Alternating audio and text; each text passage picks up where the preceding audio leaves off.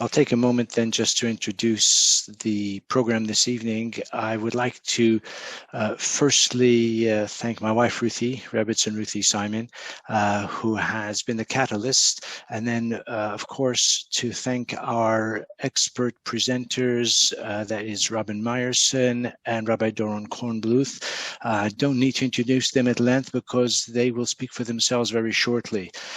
They are active in the field of education, and I would say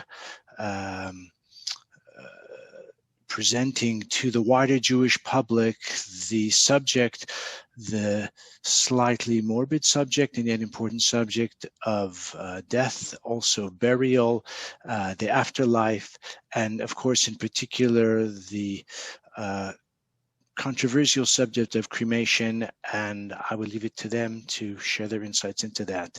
I would just like to say that Rabbi Kornbluth lives in Israel. Robin lives in my homeland, USA, in Scottsdale, Arizona, and between the two of them, they cover most of the globe in the Jewish sense, and we look forward very much to hearing from them. I'd just like to say that it's wonderful to have the opportunity to moderate such an important subject as we are exploring tonight. I want to welcome all the participants, whether rabbis, rebbitzins, members of the Chevra Kadisha, Jewish activists and communal leaders from around Europe, from South Africa, possibly Israel, USA as well, last but not least. So bruchim habeim to everyone. I'd just like to add one short comment by way of introduction.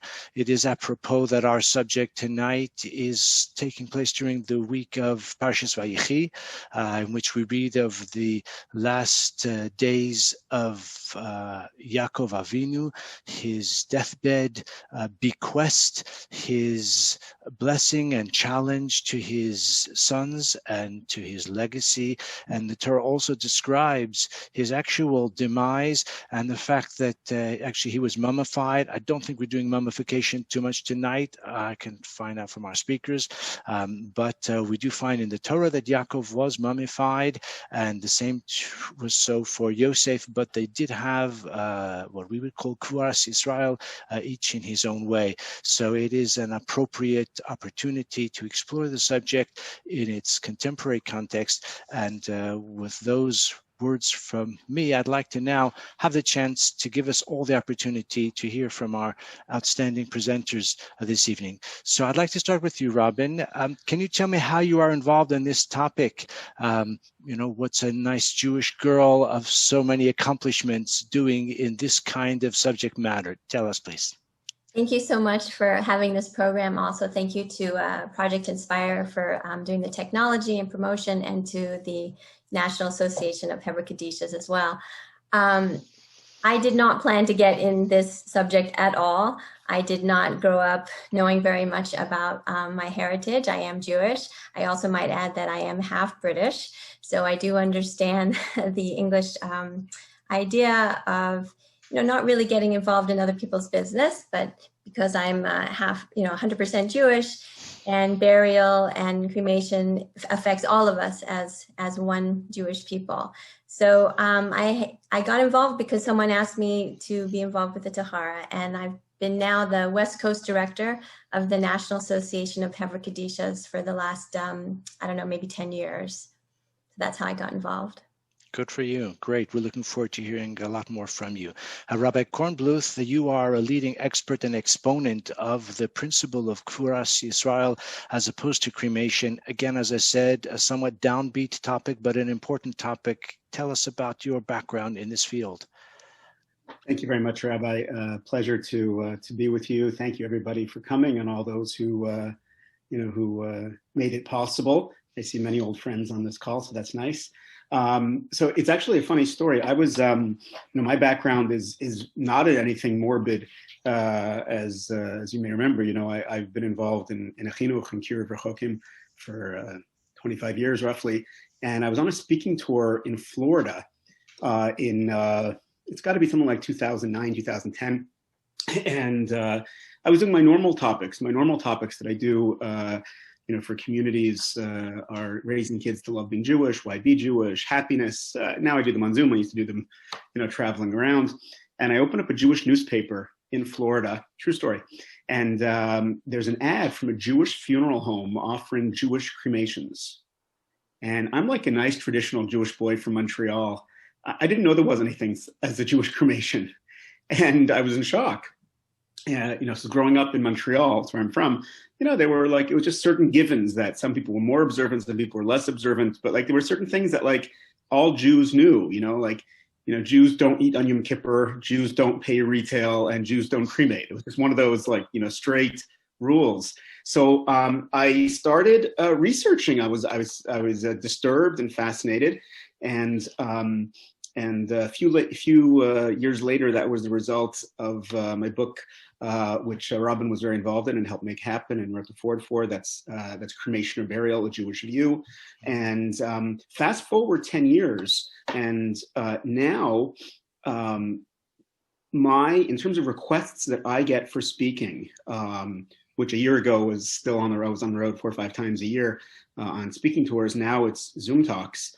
The number one request that I get is cremation or burial, whether it is Orthodox shuls with a non-observant public, whether it is Chabad Shluchim, whether it is Kiruv places, whatever it is. This has become a major, major topic.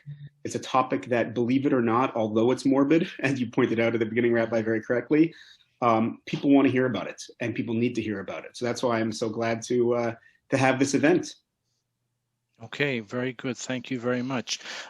It's probably true that recent months have sadly caused us all to become more conscious of death and how it stalks the world. I mean, it always has since the beginning of time, since the Chet Adam Harishon. But certainly in the current public health crisis, which holds the world in its grip, I think it has compelled us to face our mortality and the concept of mortality. So I think, again, this subject is exceedingly timely.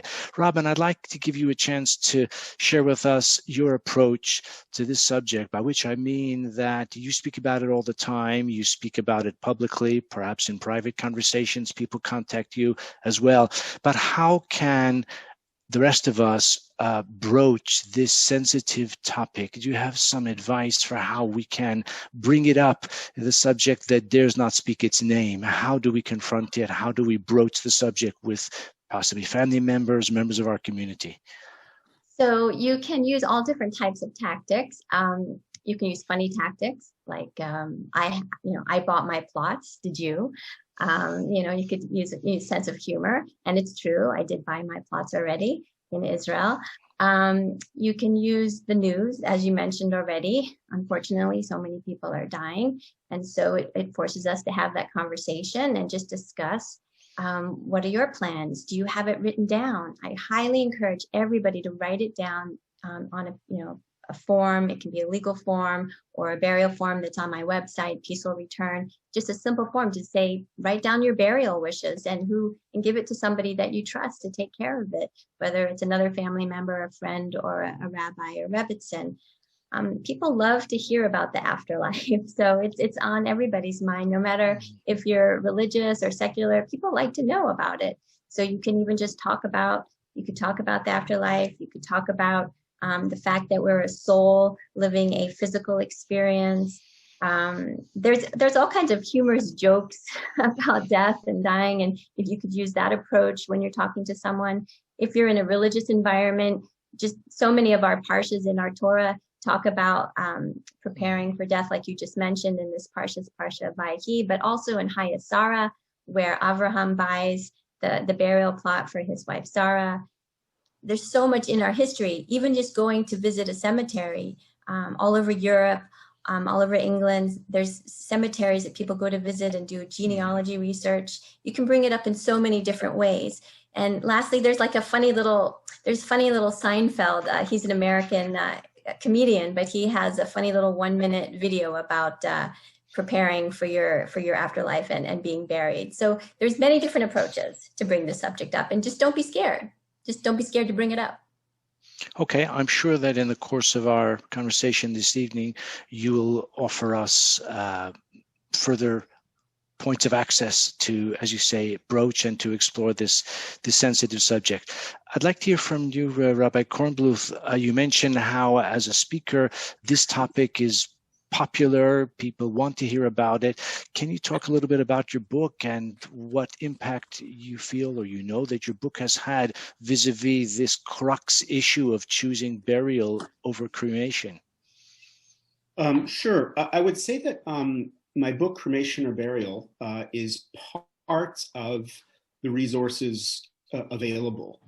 In some cases, a book is the best thing to affect to people. In other cases, it's not necessarily. Robin put up a wonderful website that has some of her material, my material, or Bazone's material. It's called peacefulreturn.com.org. I always get mixed up, Robin. It's both, That's right? right. That's right. Okay. Peacefulreturn.com. So sometimes if there's a 4-minute video that we created with actors, there's me speaking. So sometimes if if it's being dealt with at the worst time, the times of grief, and the person is not going to sit down and read a book, that website would be very helpful. There's many, Torah websites online that have great material on it. Chabad.org, H.com, Torah.org. There's a lot out there. Robin's book on the afterlife is great. Just because you asked about my book, Cremation or Burial, it's a preventative book. It's an easy read. It'll take a person about an hour. Again, if a person's in the hospital, God forbid, and dealing with the final, the final decisions, that's not the time to read a book. But what we're seeing more and more is that, I think Rabbi Yochanan Zone, who's the sort of the rabbi's rabbi in this area, head of NASC, head of the Chevra Kadisha in Queens. So he said very beautifully that today, a mace mitzvah, in the Torah, mace mitzvah, you find a body on the ground and nobody's taking care of it, then it's a huge mitzvah to actually, give it proper kvura, even a kohen, a kohen gadol. So today the mace mitzvah is not a dead body on the ground. Today the mace mitzvah is a secular Jew, 60 years old, walking around and watching television, who is going to choose not to have a proper burial, or not even choose, because there's no, and that it's our job to convince them. And I will say, and this is just following up on what Robin said, before, this is actually an easy one to discuss. That's surprising to a lot of people. People feel very negative. It's morbid. I don't want to raise it. I don't want to interfere. I'll just tell you, my first foray into Jewish outreach was intermarriage. I wrote a book called Why Marry Jewish. I remember that. I still have it. I'm glad. So I still speak about it, and the book is still out there. Now, intermarriage is a really hard topic to broach. Okay, it is so sensitive. It is so controversial. It hits people so hard. Boy, you got to be very careful how you talk about it. I know rabbis who are very talented who can speak about it. They bring me in because they just don't want to deal with it. Okay, but this is not that. Cremation and burial is 1,000,000 times easier. As long as you say, listen, is it okay if I, just broach a subject? Can we talk about this? I just heard this, this seminar, from this guy in Israel and this girl in Scottsdale. Use us as an excuse? Use the seminar as an excuse.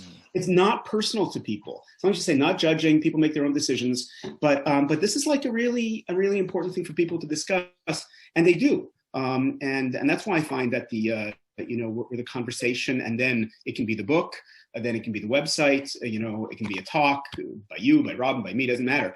And that will sort of get the word out. People are interested in this topic, and they're open to hearing about it. And as long as you say, is it okay that if I ask you about this, all the negative goes away. Okay. I'll take your word for it. And I think you've made a strong case already. Robin, can I ask you, although death has never yet gone out of fashion, it is sadly particularly in the news today, as we mentioned earlier. Can you tell us, as we say, legufa de uvda, what actually happens to the body and the soul after death? I'll give you a couple of minutes on this occasion only to expound on that. I like to say that we are a soul living in a body, having a physical experience.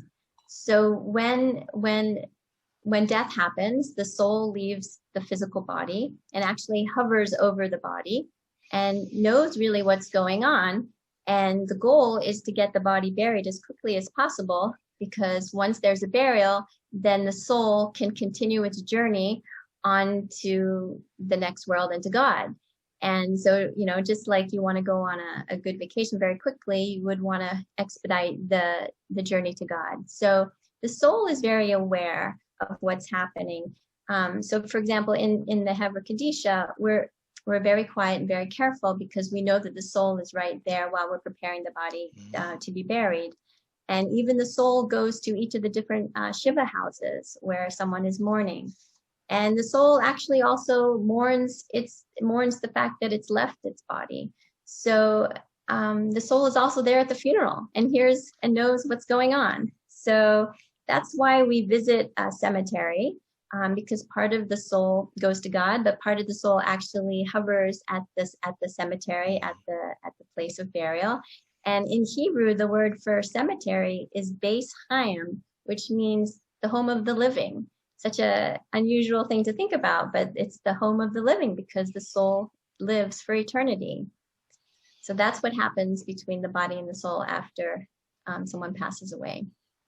Okay, thank you very much. Can I take you, Rabbi Kornbluth, to give us a kind of macro perspective in terms of the implications of a society, how it treats death and what it means, maybe to give us an insight into the Jewish approach and possibly how that is divergent from what is becoming commonplace in the secular world around us? That's a great question, Rabbi. You know, there's actually the British Prime Minister Gladstone. He once said, "If you tell me how a society deals with its dead, I'll tell you how they deal with the living." Very interesting, very interesting comment. And like this, I think there's really two forces at work in the Western world today about death. At first, they're going to sound like they're opposites. It turns out, I think they're actually quite similar. One force is that let's get this over and done with. Make the process as fast as possible. What are examples of this? Cremation. Get it done. Decompose over a year. Let's just get it done. Press a button. Let's get it done. No, don't do a full Shiva, 7 days. I don't know what's happening in Europe, to be honest, on this, but in America, 7 days went down to 3 days very often. 1 day, an afternoon, right? Services are quick, they're online, everything is just like, let's get this over with, right? Speed it up. The other process sounds like the complete opposite. Don't do wood casket, do a metal casket. Prevents decomposition. Embalming. For those who don't know, embalming, it exists everywhere. By the way, it goes back to ancient Egypt, if you want the original precursors, but it's most common in the United States right now. That's the country that has the highest rate of embalming in the world. Started really in the Civil War when all the soldiers were in the South and they wanted to ship them back up on the railroads. So embalming basically means removing the liquids from a body, basically the blood, replacing it with preservatives. It doesn't mean there won't be any decomposition. There will be. It just takes a lot longer, right? Mausoleums above ground, right? All of these things, right? Embalming, metal caskets, mausoleums, it means slow down the process, fight the process. So at first it sounds like these two approaches in the modern world, which are both occurring, we see them both. It sounds like they're opposites. One is speed up the process, one is slow down the process. They're both a kind of denial of death, though, aren't exactly they? At its core, they're the same. The core is we don't want to deal with it. We want to get it over with or push it off. It's a kind of denial of death, no question. And it's unhealthy. The Jewish approach is, and this is, by the way, you can use this in your conversations, in your lectures, whatever. The Jewish approach, it's so beautiful and it explains so much. The Jewish approach is, listen, 6 days a week, we work hard, we build, we improve the world. And 1 day a week, Shabbos, we sit back and we say, you know what, God runs the world, accept it. During our lives, we work and we build and improve the world. But at the end, when death comes, we say, God runs the world. Don't try and speed up the process. Don't try and slow down the process. Just let it be. That speaks to people because they realize that people, the Western world is off on this area. It's being crazy in two different convergent but similar ways. And that the Jewish approach really speaks to people. I like it. I like it. I mean, I don't like the death part, but I think the analysis is very astute. Robin, can I take you again to the sort of microcosmic, personal? I know you have a story that perhaps you can share with us. According to my notes, it's a miracle, but let's hear from you and we can judge. Go over to you, Robin. Sure. So about 10 years ago, I made a phone call to one of my aunts. I have about, I don't know, 18 different cousins and aunts and uncles all over the country. I'm sort of the religious one. And I called my Aunt Myra just to say hello. And she said, "Are you calling because you heard the news?" And I said, "What news?" And she said that my uncle had passed away that morning. I had absolutely no idea. I was just calling. And it was Shushan Purim, the day after Purim. And I said, "Oh my gosh, I'm so sorry. When's the funeral going to be?" And she said, "Oh, we're not going to do a funeral. We're not religious. We live in Las Vegas. Everybody here cremates." And I said, "Oh my goodness, we can't do that. We can't burn my uncle." And I was very distraught, but she was distraught. Nobody knew what to do. So I called my cousins, who were a few years older than me. And I called them and I said, you can't cremate your father. You got to bury your dad. Let me help you. But nobody knew what to do. Completely distraught and didn't know, had no plan. So I called the mortuary and the cemetery in Las Vegas. And I said, "Here's the plan. Please do this." But I had no power because I was a niece. And I kept calling and begging my aunts and my cousins. 2 weeks go by. So here's the first miracle. The first miracle was that my uncle was in the crematorium for 2 weeks and they did not touch him, because it's not usually so fast. It just depends how many bodies they have in there. So that was the first miracle, that he was in there for 2 weeks and they didn't touch him. The second miracle was that usually in the crematorium, what they do is they cut out the artificial knees and hips and whatever is going to destroy the machine, the oven. So that was the second miracle, that they didn't touch him that way. Because in Judaism, we believe in not taking any of those things out for a burial. So I kept calling and I wasn't getting anywhere. And finally, I decided to give some charity dollars to an organization in Lakewood called Hebron de Mishnah, and they study Mishnayos. And if you rearrange the letter of Mishnayos, you get Neshama, which is soul. And I gave this tzedakah, this charity, on a Tuesday morning. And I didn't tell my cousins I was doing it because they didn't know. And I call again a few days later and I said, "Can you please bury your dad?" And they said, "Yes." So I was like, "Oh my gosh, amazing." So I get all the paperwork over to them. They take care of it. I fly into Las Vegas. I'm there for the funeral. And at the cemetery, my aunt says, "Robin, this is your calling. God is going to repay you." Now, that was the weirdest thing that anybody should say at a cemetery, okay? Fast forward, they were hungry after the funeral. And I said to my cousins, "Let's go to a kosher restaurant." And my cousin, I asked her now at the restaurant, I said, "What changed your mind?" And she said, "Well, my father came to me in a dream." I'm like, "What? When was that?" She said, "It was Tuesday." I said, "What Tuesday?" And it was the Tuesday night that I had given the charity dollars for the Mishnayos to be learned for her father's soul.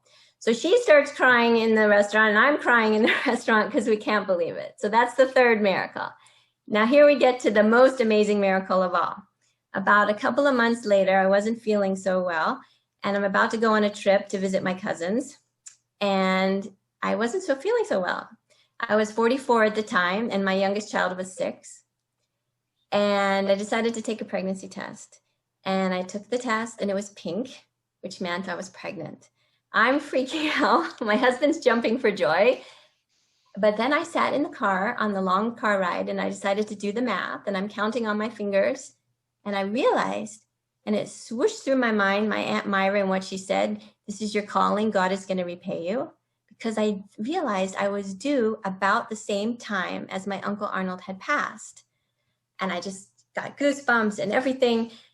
Fast forward, go to the doctor, everything's fine because I was scared. I was almost 45. Fast forward, go to the ultrasound, we find out it's a little boy. I call my cousins from the ultrasound room, tell them that I'm going to name my baby after their father. Fast forward, remember I said my uncle was in the crematorium 2 weeks? Well, my baby was 2 weeks late. And he was born exactly on the first anniversary yard site of my Uncle Arnold's death. Wow. So Amazing. If that doesn't make you believe in the afterlife and the importance of burial, I don't know what will. Amazing stuff. Wow. Okay. Well, I hope your little boy grows to be worthy of the miracles surrounding his formation and his arrival into this world. Good for him. And Rabbi Kornbluth, you are the one with the research experience, having written the book literally on the subject. I mean, I have a bit of your impulse that you mentioned when you first, or before you first looked into this, the expectation that Jewish burial surely must be universal throughout the Jewish world. I've since learned that's not at all the case. Can you give us some statistics about the popularity of cremation and maybe what kind of inroads it is making and has already made in the Jewish world? Yeah, I'll tell you what we know, what I know at least. In the United States, let's just talk about the United States for now. In the United States, the majority of the dead, meaning of Americans who die, Christians, Muslims, atheists, Jews, whatever, the majority of the American dead are now being cremated. In 2017, it went from being 49% to 50% to 51%. It's now probably at 53 or 54%, depending how you count, which means that the majority of Americans, now this year, unfortunately, has been a very high death rate. There's about 3 million Americans who die a year. So over half of those are being cremated. Now, what does that mean about Jews? Well, the only fact that we have, we do not know exactly, because it's hard to know exactly how many Jews there are and who's Jewish. But the fact that we have is that Rabbi Zone, who Robin and I both work with very carefully, I mentioned before, very closely, in about 10 years ago, he did an informal study, and get these caveats, that in New York area funeral homes, okay, New York area Jewish funeral homes, 25% of the requests were for cremation. Do you get those caveats? It's 10 years ago. That's in New York, which is the most Jewish, culturally Jewish area of the world outside of Israel or whatever, you know, in America. And that's the people who choose a Jewish funeral home. Today, with the overall rate in the States being 52, 53%, there is no doubt that 40% of Jews who die in the States today are being cremated. You got me right, over 40%. Some people think it's even higher. Now, this will vary considerably in terms of geography, right? In the Pacific Northwest, in Florida, in the Midwest, like there's certain areas that's much, much higher, certain areas a little bit lower. But it's certainly 4 in 10, and it is going up. What about other countries? Well, the cremation rates in general in other countries, forget about Jews for a second, are much higher than in the United States. Don't have to go to the Far East, 97%, 98%, 99%, Japan, Korea, India. There's not a lot of Jews there, right? But even in Europe, Rabbi Simon, you're speaking, I mean, you know, when you travel around England, do you notice that you don't notice so many cemeteries? You know, I've been in England many times. My last actual trip, and last February, I was actually in England. It was my last trip before COVID. And it's remarkable, as I'm a Canadian, but I spent a lot of time speaking in the States, it's remarkable that the difference that visually in a typical, you know, American city, you notice a cemetery right away, the old town, like that. And in England, it's not so wide because cremation has been the norm in England for decades, right? It's upwards of 80%. Now, the Jews were, interestingly, not as affected by that because, as we all know, British Jews were always considered to be, for a long time, more traditional, right? You had the establishment Orthodox, the United Synagogue. Unfortunately, that is no longer the case. You know, I remember, by the way, I think you mentioned there's some South Africans on the call. So I'll give you an example to it that when I first started, you know, teaching and going on, you know, lecture tours and things in South Africa, you know, 10, 15 years ago, they didn't want me to speak about intermarriage because we're South African Jews. Nobody's intermarrying here. There's not a problem. Even though that was like my niche, right? So I was there 2 summers ago. The chief rabbi's office brought me out, and I spoke to every young person that they could find in South Africa, thousands, about intermarriage. Why? Because unfortunately, of South African Jewish experiences is we're having major assimilation right now. And that's going to affect our question as well. Right? In Johannesburg, people told me, yeah, cremation is not a thing at all. I did the numbers in Cape Town. It is a thing. It's not the people that are coming to you, right? But it's the people who are not coming to you, and it's hitting everywhere. In other words, to give you my long-winded answer to your short but important question, ladies and gentlemen, there isn't a place in Europe or America that cremation is not 1 in 3 amongst Jews. Okay, it's the unaffiliated Jews. It is going up dramatically, and it is probably higher in many places. It's even hitting, by the way, in Israel. Oh my God! No, so we used to say, oh, there's no cremation in Israel. First of all, there is one crematorium that's operating. It was burned down and then it was rebuilt. And when Ilan Ramon's wife passed away last year and asked to be cremated, Ilan Ramon being the astronaut, so he died in a space shuttle accident, and then the son died in an Israeli Air Force accident. She asked to be cremated, and the rabbis tried to stop her. It suddenly became mainstream. The first prominent, respected, beloved Israeli chose cremation. It's hitting everywhere. So this is a real issue, and it's an issue that we have to deal with as soon as possible. That's why this talk is so important, and why for all of you to do public campaigns, to host talks, to get people proactively, get people, as Robin said at the beginning, to make their wishes known. Now's the time, because it's hitting, and it's hitting quick. Well, that is a very sobering analysis, Rabbi Kornbluth. Robin, to try to explore the more positive component of our discussion this evening, can you tell us a little bit about the process of Kvuras Yisrael? You are an expert in the Chevra Kadisha. I know we have many Chevra Kadisha members here on this call as well, but not all of us are. Can you share some insights into that process that is characteristic of a Jewish burial? So the Jewish custom is that women take care of women in preparing them for burial, and men take care of men. And it's a very gentle, modest, beautiful experience. There's no talking in the room except for some Tehillim that is being said, or to address the nifter, the person who's passed away, by their name.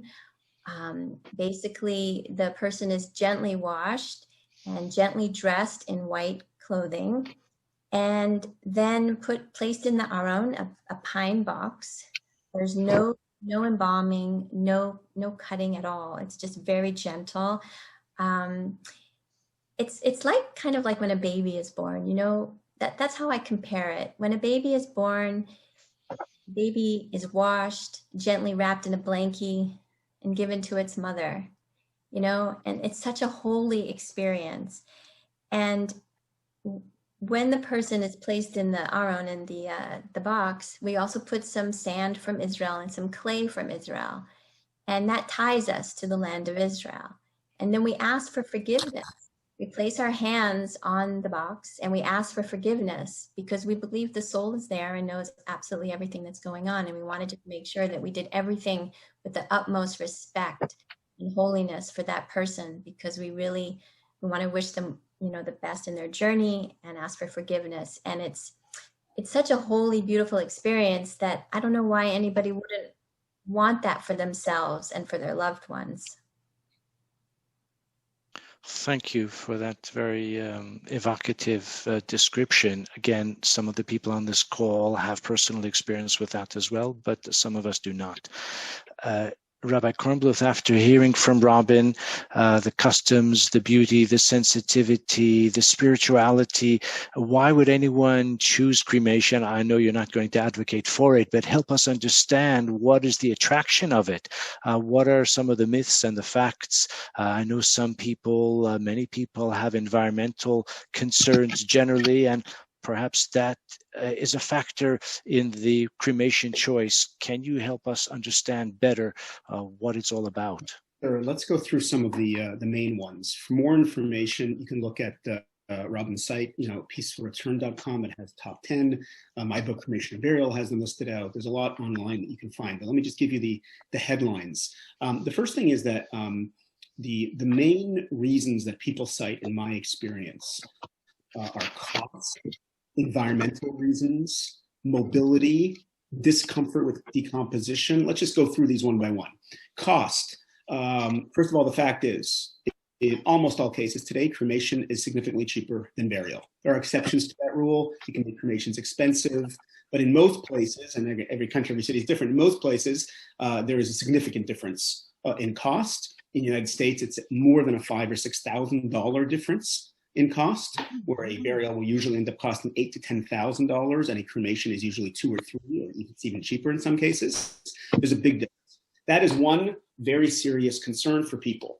Now, I always say that that's not the determining factor in many cases, because we do spend money on some important things. I always joke around with husbands that when you buy your wife a wedding ring, I hope you didn't get it from the bottom of a Cracker Jack box, meaning that, that things that are important to us, we spend money on.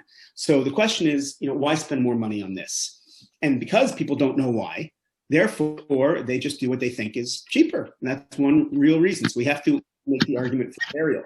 But the other reasons that people quote, and I say, I don't know if they really believe them, but they quote environmental reasons. I just want to give you a very simple statistic to have in your back pocket. I'm going to give the American statistic because that's, that's where I did the research. But by the way, this is true everywhere. This is true in Europe, and it's true in Africa, and it's true in America. If every American who died were to be buried, right, it would take 10,000 years to use up 1% of America's landmass. Meaning, there is a ton of land out there. People say land is for the living, don't waste it on the dead. And you and I both know that if, God forbid, we had to make a choice, that I hear that, but you don't have to make a choice. Rabbi Simon, I've been around England enough, you're in London and you think there's no room, there's no room. And then you go half an hour outside of London, take the train up to Manchester. I mean, the massive emptiness of the countryside. There is plenty of room all over Europe, all over America, in South Africa. There's no lack of room. Serious environmentalists don't even mention that as an issue. By the way, if you doubt me, next time you fly, when we can fly again, just look down. There's plenty of room. The more serious environmental critique is not the amount of land, because there's plenty of land. It's what goes into the land. To make a long story short, there are two serious environmental problems with modern burials. Metal caskets, amount of energy producing them rust for hundreds or 1,000 years, whatever, and embalming, toxic chemicals. Formaldehyde is the main one. Notice anything, ladies and gentlemen, about these two things, metal caskets and embalming? They're not Jewish. We don't do them. Jewish burials are a model of environmentalism. Environmentalists are not in favor of cremation. Cremation releases toxic chemicals into the air. If you're of my age or older and you have fillings, you probably have some mercury in your teeth, right? So it's, there's cities that won't allow crematorium. You can Google it. They won't allow crematorium to be beside schools. Why? Because they release chemicals into the air and they use a lot of fossil fuels. We're all being pushed to get rid of our cars and have hybrids or have electric cars, and suddenly it's all this fossil fuels being used. So environmentalists are in favor of green burials, not cremations. Green burial, main two components, by far the main two, no metal caskets, no embalming. The other issue that people often bring up is mobility. It goes like this. I don't know where everybody is from, and it may be different, but when I was growing up, there were family plots.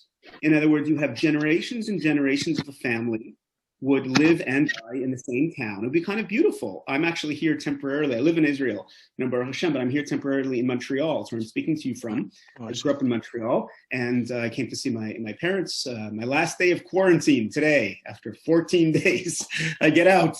So we have a family plot here, and every time I was coming to the base of Claros. So people say, yeah, in the old country, people would be together and people would visit graves. But today, where are you going to have the grave? Like the grandparents live in one city, the kids live in another city, the grandkids live in another city. They're not so traditional to begin with. So many people will say, listen, no one's going to visit the grave anyway, so why bother having one? Better to have it in an urn and be portable. I want to give you a very simple way of answering this. I always ask people, true or false? I should mention that my side job before COVID was a tour guide in Israel. So I always say to people, so true or false? The favorite place I have to bring people in Israel is the grave of Moshe Rabbeinu. So obviously false, right? Why is it false? Well, there's two reasons. Number one, he's not in Eretz Israel. right? He's on the other side. And number two, we don't know where he's buried, right? Look at the Mepharshim. God hid the place of his burial. So here's the question. And by the way, this really works well.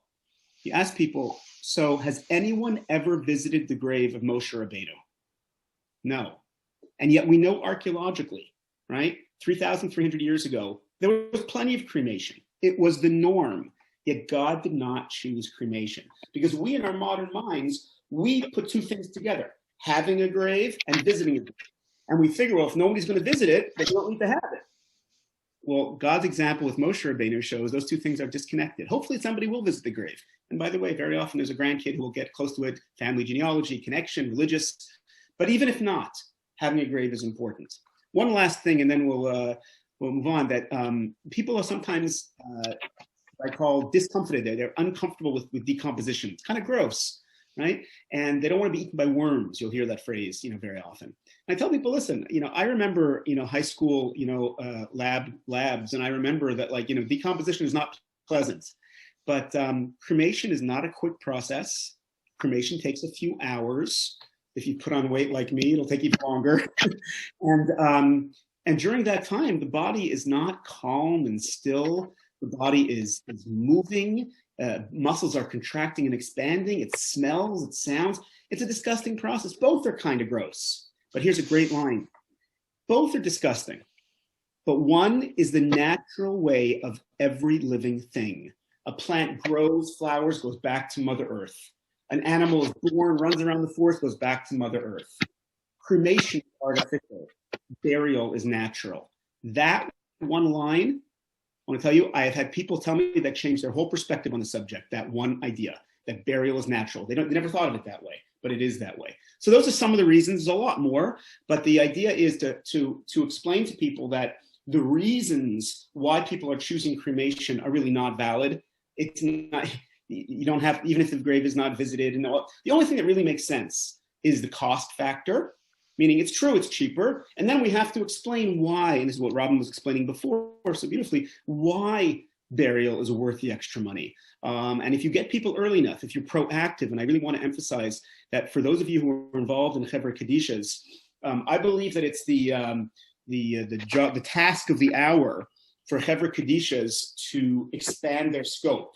Not just to be reactive when someone dies, we will provide a kosher burial, but to see your task as the holy task that it is, offering proper burial for everyone in the Jewish community, which means to get out there proactively and run education campaigns and convince people to pre-plan, to take care of it early. And that way it's all done, and it's all done early, and we can triple, quadruple, we can radically increase the number of people who are getting a proper burial. Okay, that is a serious challenge, and I'm sure a very worthy one. Robin, excuse me, I want to ask you a challenging question. It's often the case that whether after the death or even before the death, someone will say to you, it's my parents' desire, will, expressed intention to go with cremation.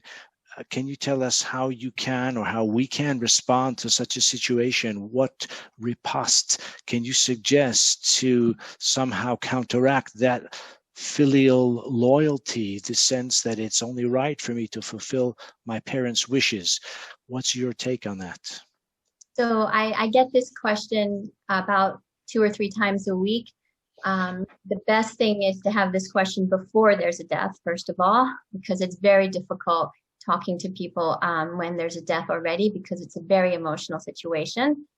But what I first thing to ask someone, number one, is why are they choosing cremation? That's the first thing to ask, because then instead of going into a whole speech about the environment or religious reasons or money reasons, find out why, so that you can get directly to the core of the issue and then address that.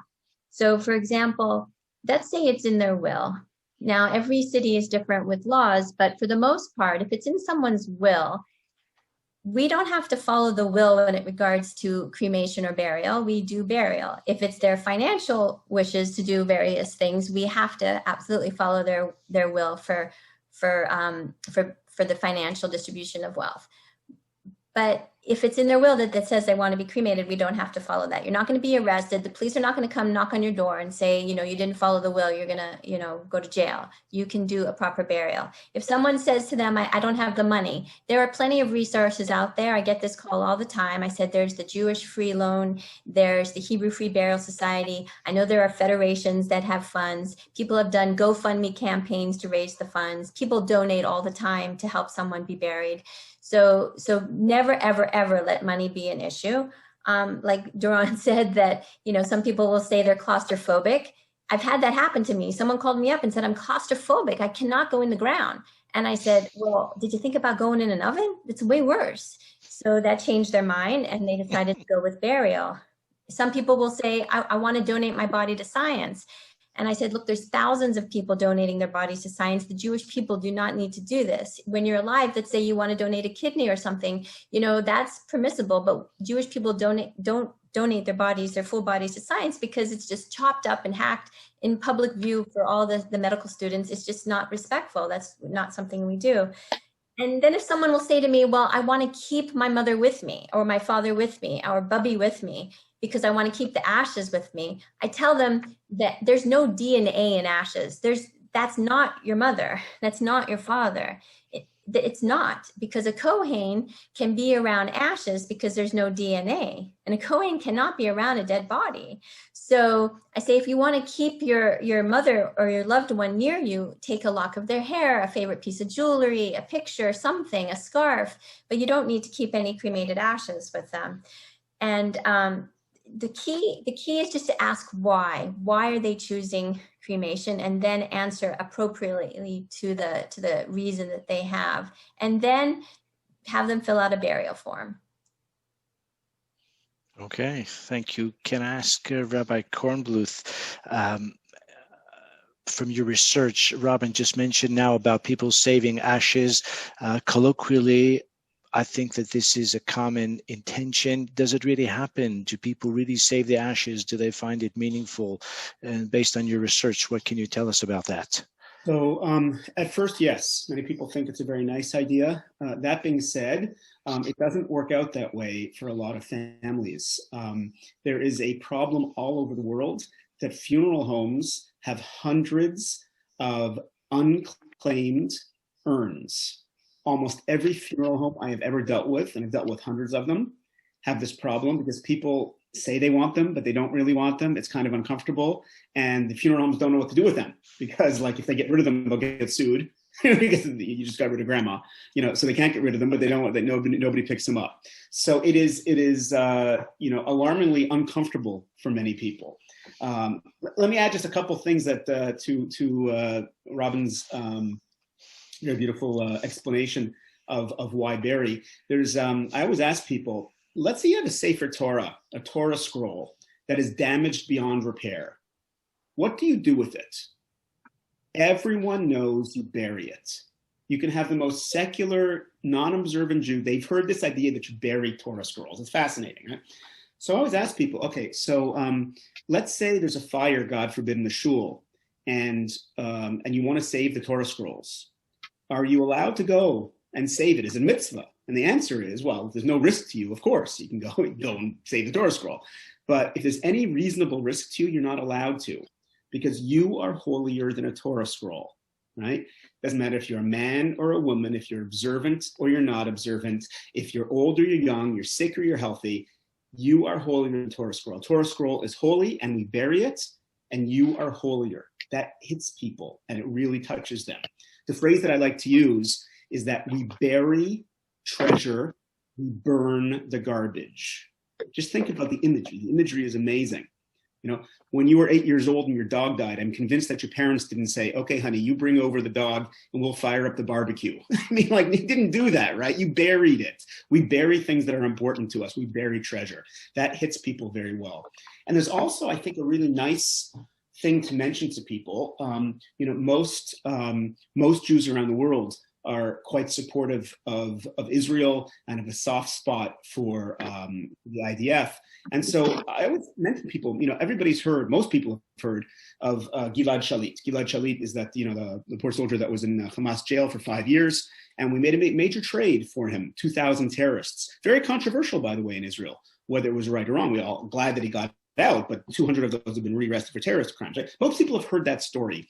I add in, I don't know if you realize it, but the state of Israel has 3 times, to my knowledge, maybe more, traded live terrorists to get back dead bodies, people we knew were dead. You can be for or against that decision, okay?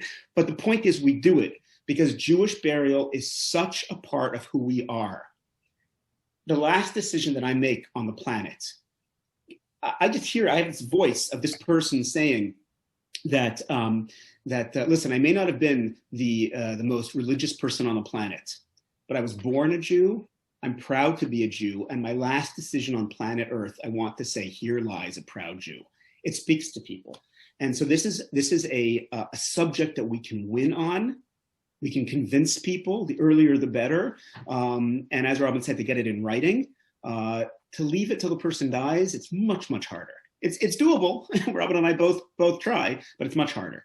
But do education campaigns, reach out to people, have people talk about it now. It's a winning, important subject.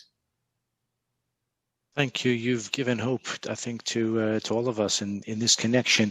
I wanted to just ask about a kind of companion to the burial option or a sideline in it. What about a mausoleum? It's sort of going the other way from the cremation approach, where they want to completely obliterate almost not just the person but the memory. The mausoleum seeks to sort of aggrandize. What are your thoughts about that? It's very confusing for a Jewish person, because there are cemeteries, unfortunately, that offer the Abraham and Sarah mausoleum. And that can be very, very confusing for someone, unfortunately. But we don't believe in being above ground like that. We believe in being in the ground. That's the proper way of being buried from a Jewish perspective.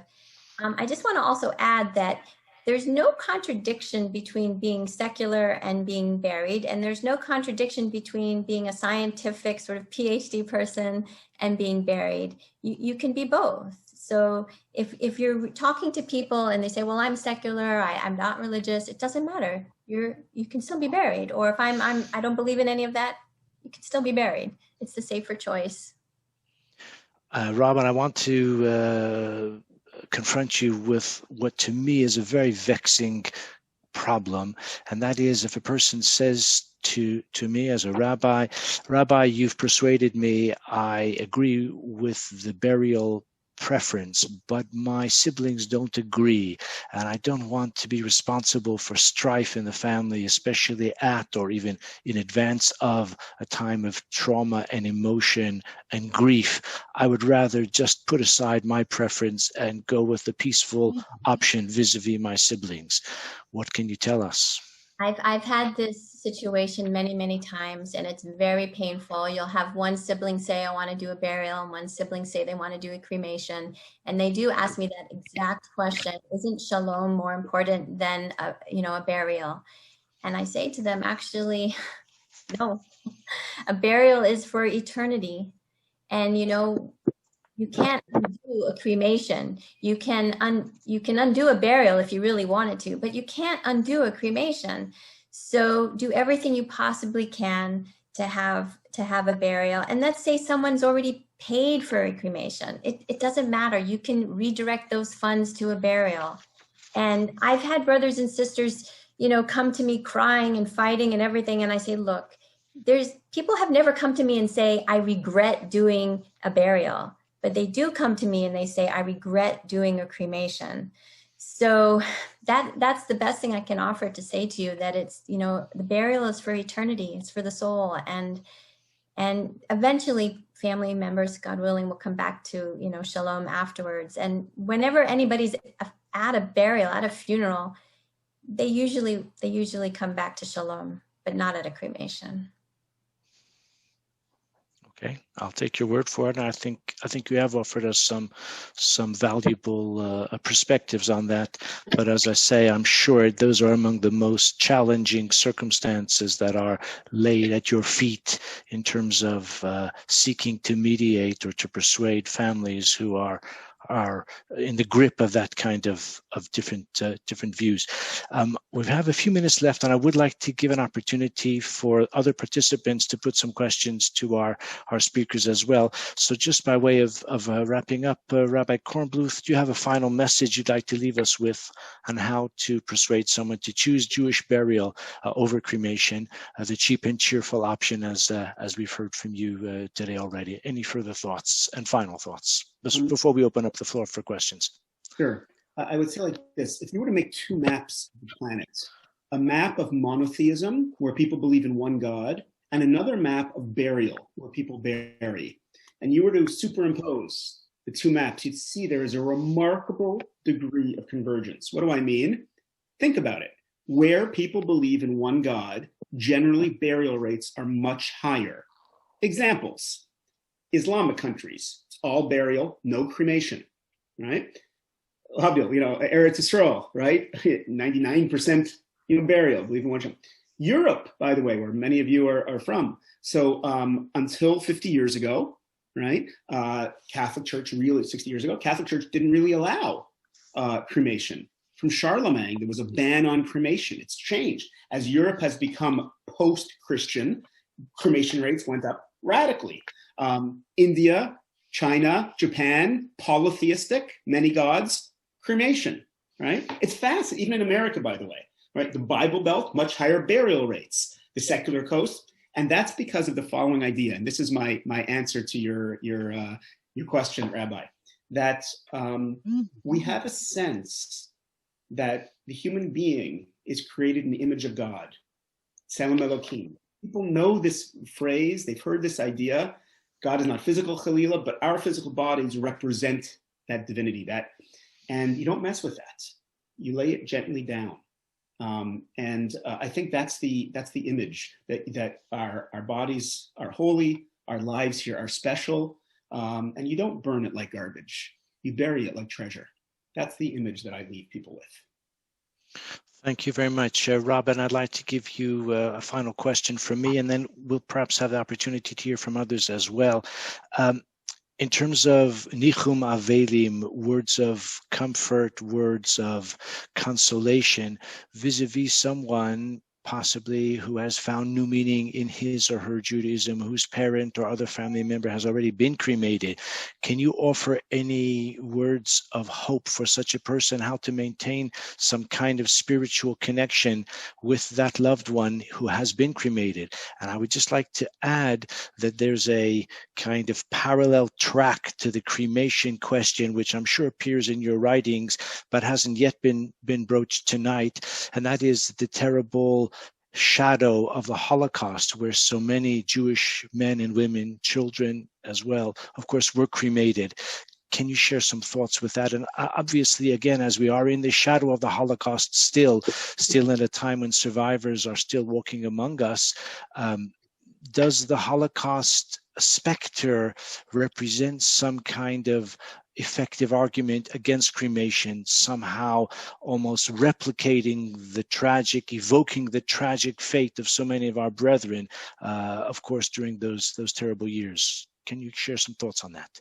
Sure. So the people who died in the Holocaust, they died at Kiddush Hashem.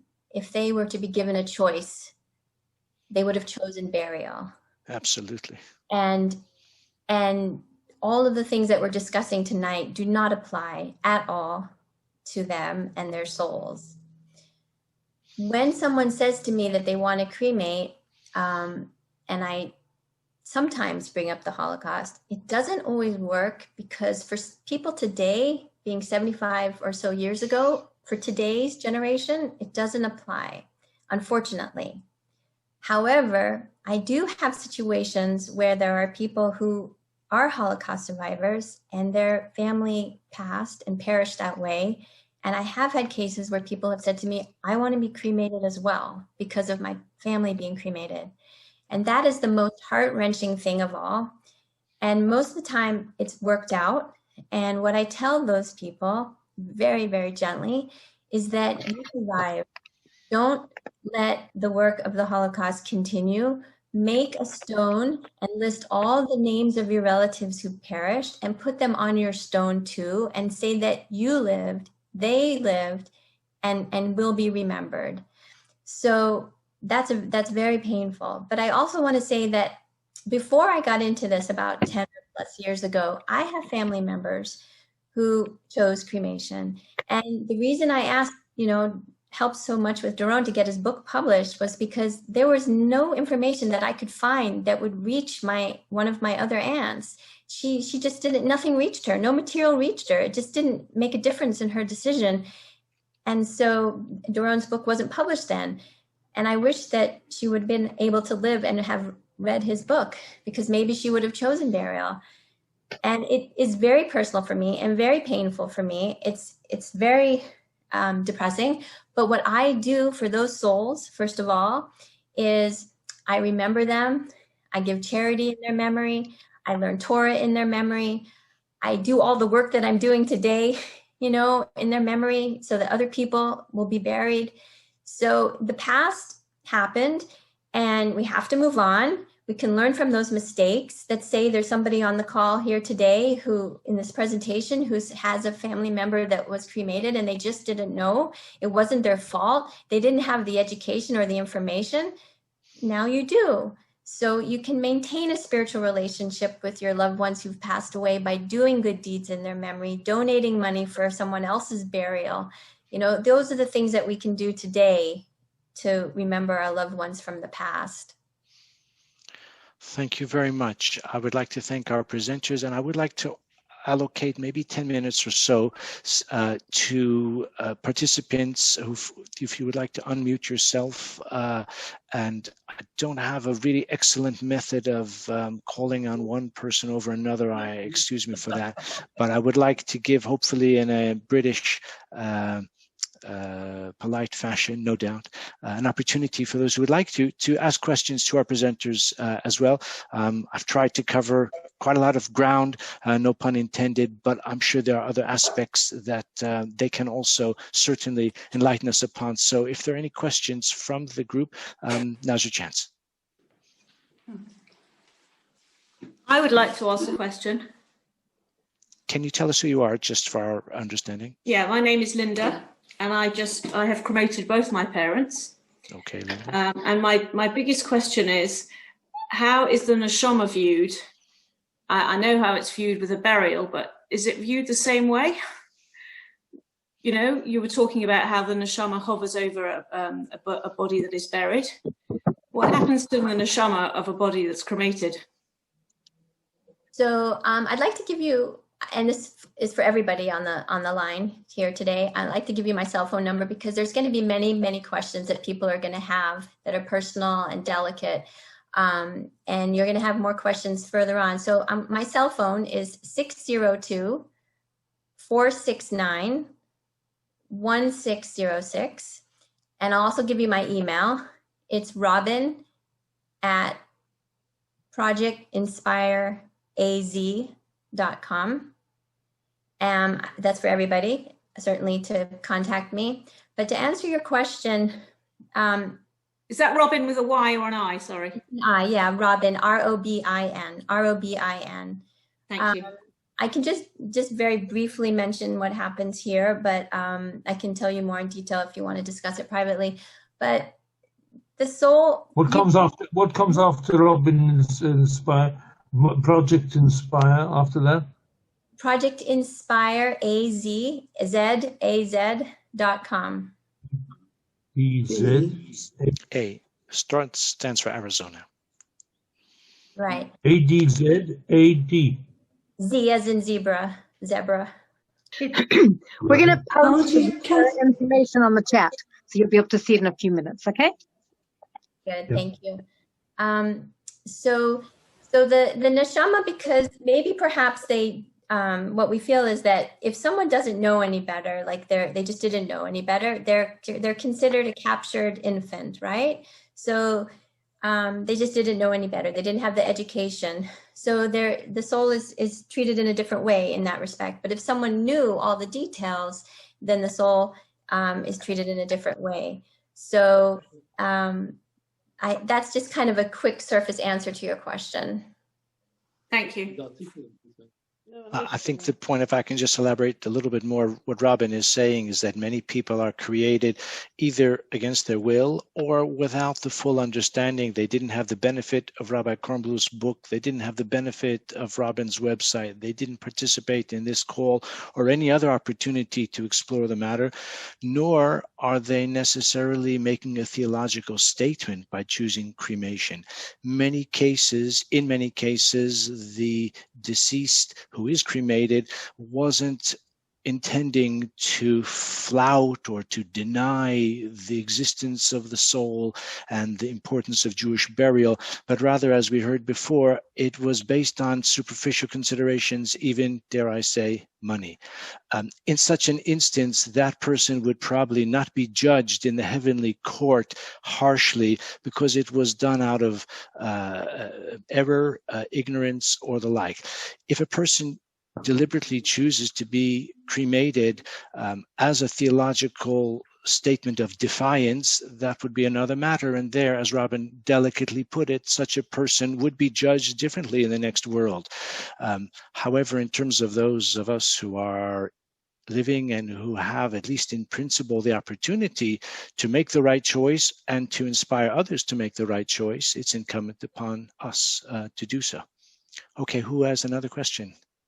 Can I ask a question? Sure, tell us who you are, please. My name is Flora.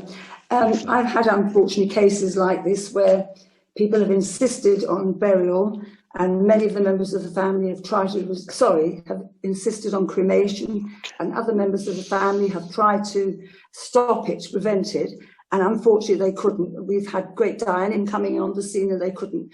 But then they had the charata, they had the regret, and they had the ashes. Could they bury the ashes? Now, I want to ask you what your answer is. I know what answers I had, and I would like to ask you what your answer would be, or Robin, or Rabbi Kornbluth, please. Yeah, it's a very good question. I'll tell you what happened in Kavod to Rabbi Simon, who's in the UK with many of our listeners over here. In the 1890s, there was a cremation fad in the UK. It was starting to affect Jews. 1890s, it's not a new thing. It comes back. And it's a fad. Like, ties get wider, ties get shorter, ties get wider. So cremation comes and goes. And the Rabbanim made a takana. They made a decree that you are not allowed to bury cremated remains in a Jewish cemetery. Now, for those who were listening carefully to what Robin said before, that should be surprising because cremated remains are nothing. A Kohen can pick them up, right? Alila, you can put them on your salad. I don't mean to be disgusting, but it wakes people up. They mean nothing. It's just dirt. That's all it is. There's no DNA. Forensics experts I talk to don't even like cremation because they can't do anything with the body after. So why did the Rabbanim say that you can't bury cremated remains in a Jewish cemetery? Because they were trying to send a signal. The signal was, don't start to think that this is okay. Yeah, you can do burial, you can do cremation. As long as you're in a Jewish cemetery, that's okay. It's suddenly like it's like a hectare. It's like a haskama, a stempel.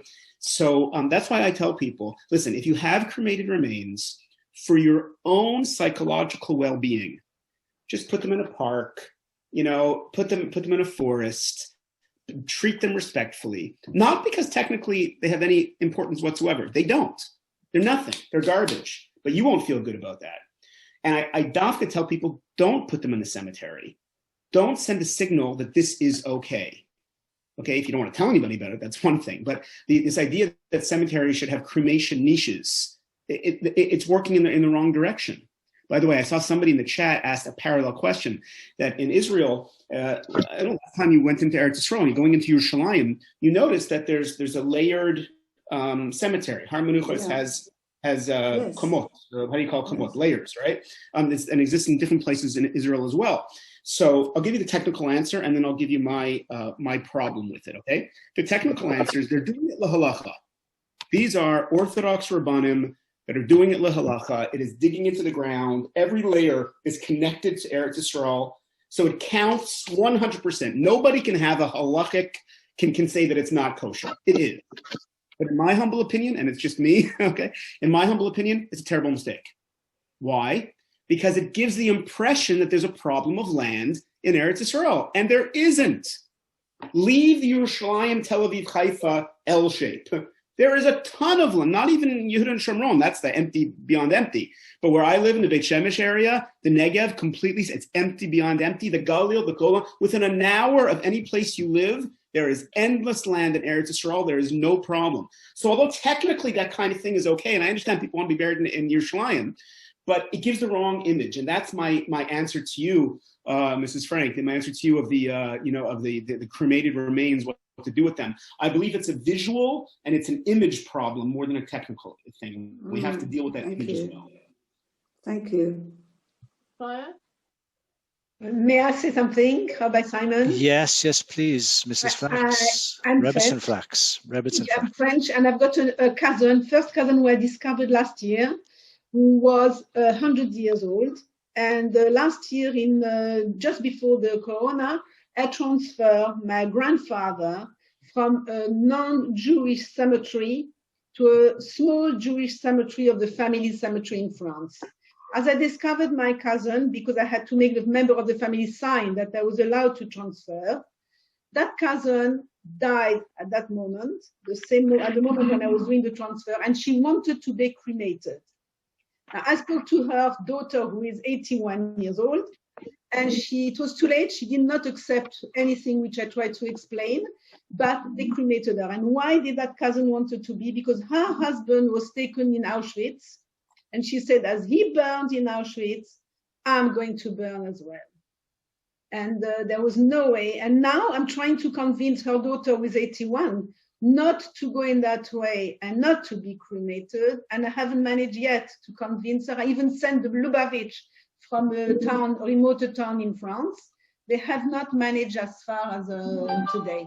They have not, because they want to do, Auschwitz has burned our father, so we'll do the same. Tell her she should go to Robin's website and use Google Translate. Rabbi Flax, I had this case before.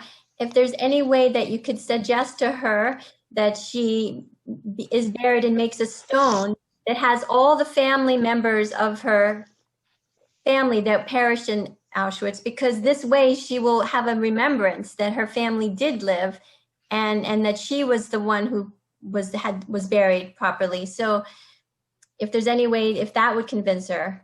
I'll try again. But now that we have the talk today, it's reminding me that actually I must deal with the problem. I've left the problem for months and months, and I'm going to go back into it. But that's what it was. Can I just mention a final recollection directly related to Flora's question, very emotive question, most remarkable that a woman of 100 who wants to be cremated because her husband was cremated all of those years ago, very in Auschwitz, very poignant. My parents, Zichronam Levracha, are buried on Har HaMenuchos, actually in the ground, not on the layers that Rabbi Kornbluth was critiquing. And not far from their burial plots, within about 20 meters, is another grave, and it caught my eye because it's a double grave, but it's not really. I looked at it more closely.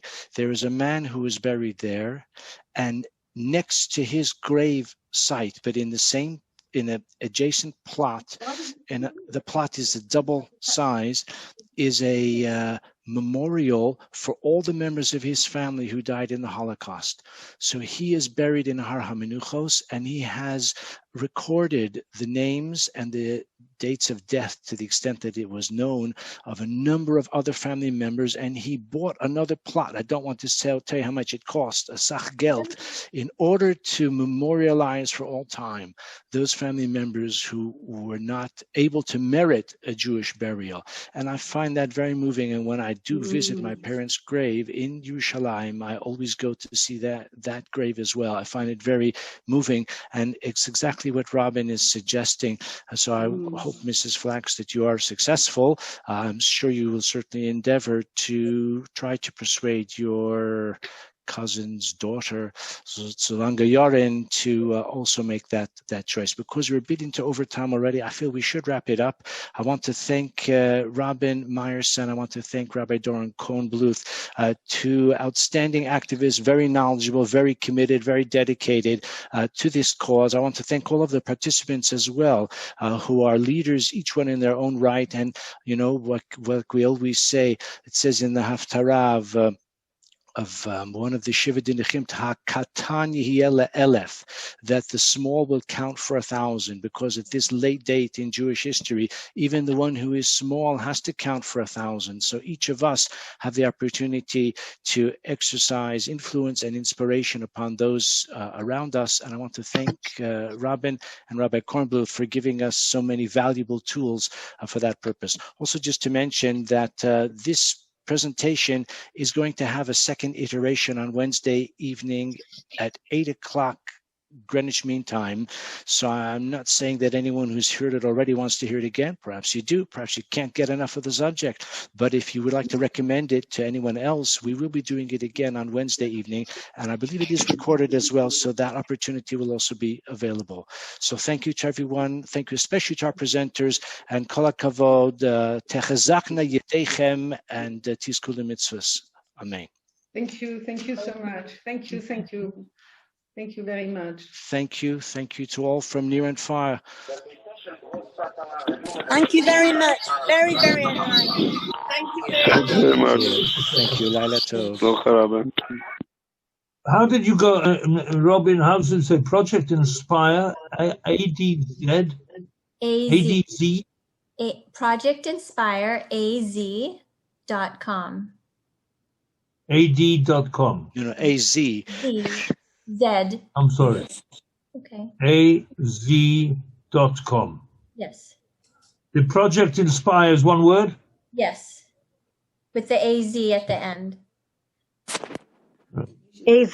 Project Inspire AZ.com. Right. Yeah. Okay. Thank you. AZ for you, Rabbi.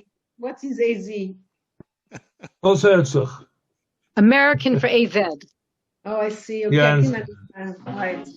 Okay. Robin, that's the most difficult part of your whole drasha is your email address. It's perplexing all of your listeners. The afterlife is a cinch, but the email address is very difficult. Okay. Thank you so much. Very good. Have a good night. Good night. Good night. Good night. Thank you very much. Thank you. Thank you. And what is the rabbi's name? The presenter? Oh.